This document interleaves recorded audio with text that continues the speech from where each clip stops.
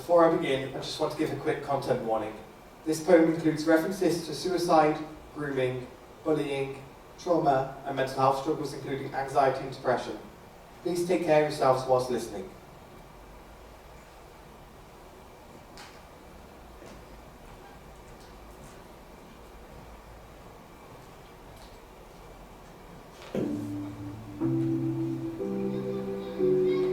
Chapters.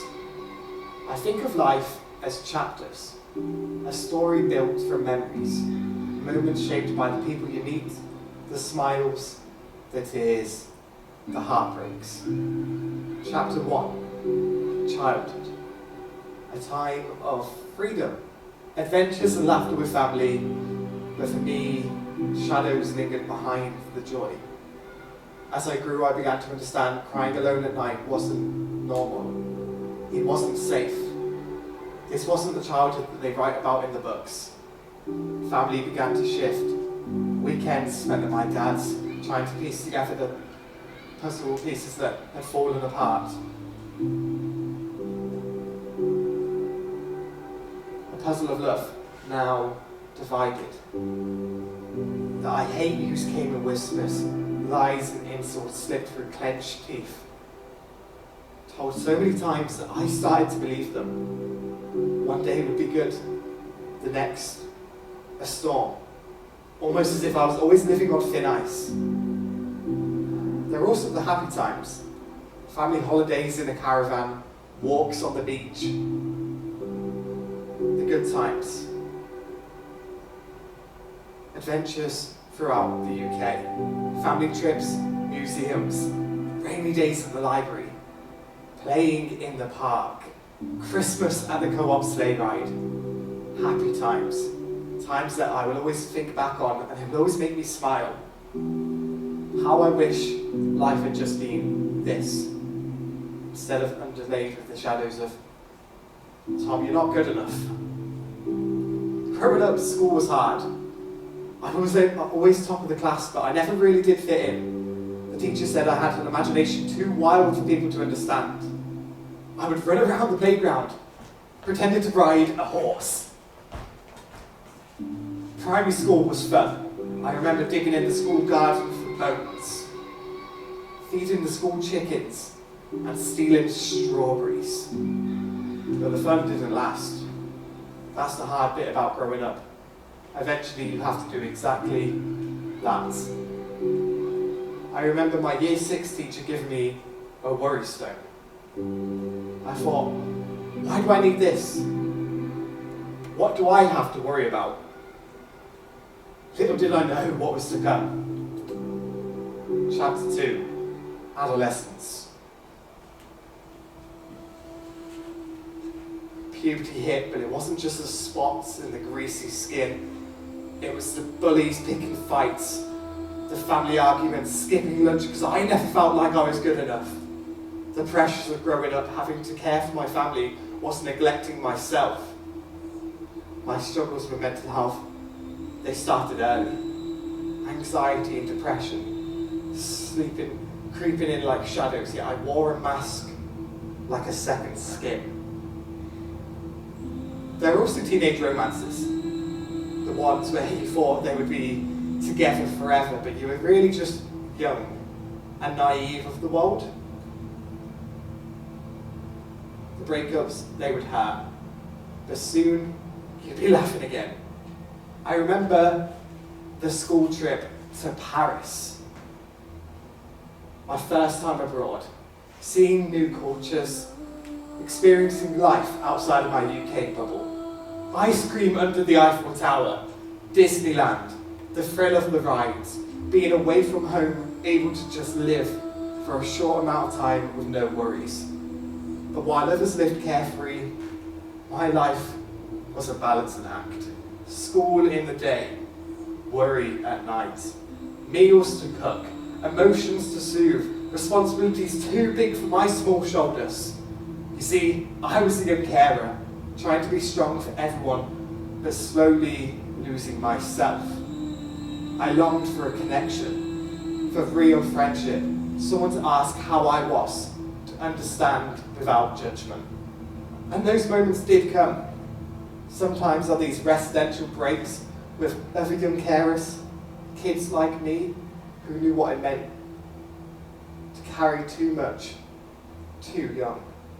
We built campfires, told stories under starlight, played hide and seek in the dark. For once, we were just teenagers. Not carers, not caretakers, just kids laughing in the night. But the escape never lasted. The academic pressure piled on like bricks, exams looming, teachers with expectations, a future I could barely imagine because the present was already too heavy to hold. I smiled through it all. People called me resilient, strong, but no one asked me what it cost me to keep on going. Chapter 3, Teenage Years. My later teenage years were even worse. Growing up in a world connected to the internet, there was no escape. The bullies didn't just stop at the school gates. They followed you home, slipped into your phone, into your sense of self, into your thoughts. I stayed up all night scrolling, talking to strangers, searching for someone who might understand me. But not everyone was who they said they were. Some wore masks far more dangerous than mine.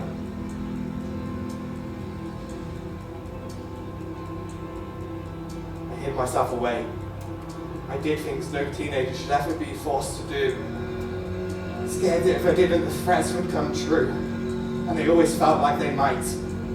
Because fear like that roots itself deep. For years, the trauma haunted me. A quiet shadow at the back of every thought. But now, finally, I can say it. I was groomed. And it wasn't my fault. The struggles didn't just stop there. The trauma rewired me, turned me into someone I didn't recognize. I became a shell of myself. The anger, the fear, the confusion, it all broke me in ways I couldn't explain. I started to lash out at the world, at home, at anyone who came too close. Stuffing my pockets in Tesco, not for what I took, but for what I needed to feel. Arguing back, slamming doors, running away from everything, especially myself. I lived in survival mode, afraid of what I might do, afraid of who I was becoming. Nights were the worst. The silence.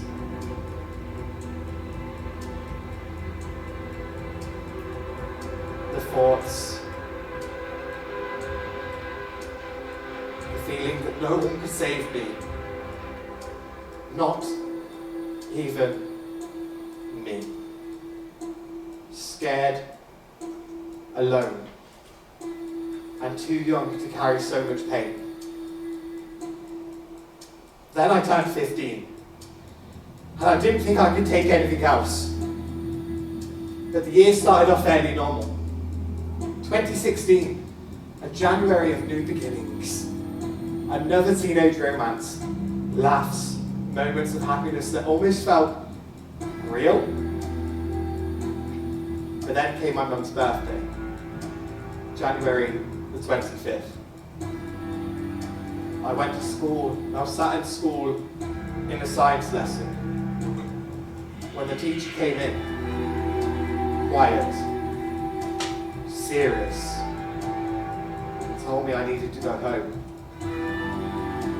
I didn't know it then that life could split in a single second, but mine did. I remember everything, the way the air felt, the silence in the car, the confusion in my chest, growing louder than my thoughts, the shaking in my hands, then the words. My mum, her eyes red, her voice shaking. She told me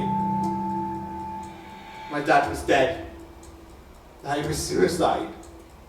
And just like that, my world fell apart, broke. The colours faded to grey, any hope I had left, gone. And all I wanted was to die, so the pain could be taken away, so the trauma would be over, so I could be with my dad. But once again, I was left to fight, to put on a brave face, to be strong, to carry the weight of my family's grief on my shoulders, to cry in the silence of the night when no one knew what was going on. Somehow, I survived. I chose to write as a way to heal, to share my story, to embrace the truth no matter how raw, and to never fight alone.